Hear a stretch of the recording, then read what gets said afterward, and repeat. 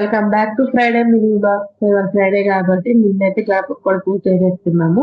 నేనైతే మార్నింగే లేచానండి. ఇల్లంతా మాప్ పెట్టేసిన తర్వాత బయట అంతా మిగిలి వేసింది. ఇక్కడైతే లాస్ట్ గడప పూజ చేస్తున్నాను అనమాట. ఇది పూజ మొదలు పెట్టే ముందైతే గడపకి పూజ చేస్తున్నాను. సో నేనైతే రోజు మార్నింగ్ 4కే లేస్తున్నాను. సో కార్తీక మాసం దానికి నేనైతే డైలీ పూజలు చేస్తున్నానండి. అప్పుడైతే 10 లోపు చేసేదాన్ని.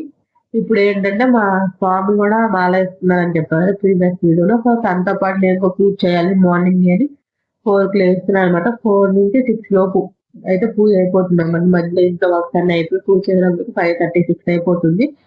సో పీస్ఫుల్ కూడా ఉండదు అనమాట మార్నింగ్. ఎందుకంటే మా బాబు అయితే అప్పుడు ఇంకా లేవవాడు. ఇద్దరు లేచిన ఏంటంటే మా అత్తయ్య ఉన్నారు కాబట్టి కొంచెం మా అత్తయ్య చూసుకుంటారు. సో నేనైతే పీస్ఫుల్ గా అయితే పూజ చేసుకోవడానికి కుదురుతుంది.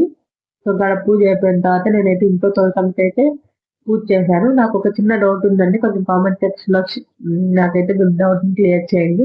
ముందు తులసమ్మ దగ్గర పూజ చేసిన తర్వాత ఇంట్లో దేవుడి గదిలో చేయాలా, లేదా దేవుడి గదిలో చేసిన తర్వాత తులసమ్మ దగ్గర చేయాలా అనేది అయితే నాకు కామెంట్ సెక్షన్ లో కామెంట్ చేసేసేయండి. నేనైతే కొన్ని వీడియోస్ చూస్తే తులసమ్మ దగ్గర చేసిన తర్వాత ఇంట్లో చేయాలి అన్నారు. సో నేనైతే అలానే చేస్తున్నాను. నేను చేసేది కరెక్టా రాంగ్ అయితే నాకు కామెంట్ సెక్షన్ లో కామెంట్ చేయండి. సో ఈసారి ఆ తప్పు జరగకుండా అయితే చూసుకుంటాను. సో ఫస్ట్ టైం ఎవరైతే మన ఛానల్ చూస్తున్నారో ప్లీజ్ సబ్స్క్రైబ్ చేసుకోండి.